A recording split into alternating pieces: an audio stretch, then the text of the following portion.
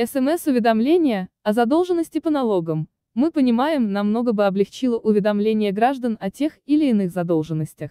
Для этого была создана мобильная база граждан, и мы активно ведем работу для того, чтобы ее наполнить. На сегодняшний день зарегистрировано порядка 7 миллионов граждан в данной базе, и это позволит отправлять СМС зарегистрированным гражданам при интеграции информационных систем с госорганами, сказала вице-министр информации и коммуникаций Динара Щеглова на правительственном часе в Мажилисе парламента. Заявки от госорганов мы принимаем и отправляем СМС-уведомления. При наполнении данной базы до 18 миллионов, конечно, СМС-уведомления будут отправлены всем гражданам. Так как регистрация в мобильной базе граждан – это, скажем так, по желанию граждан, мы проводим пиар-акции и думаем, что в течение 2 лет полностью мобильная база будет заполнена, добавила Щеглова. В свою очередь министр финансов Алихан Смаилов напомнил, что каждый налогоплательщик может узнать о своей задолженности через личный кабинет налогоплательщика на портале электронного правительства.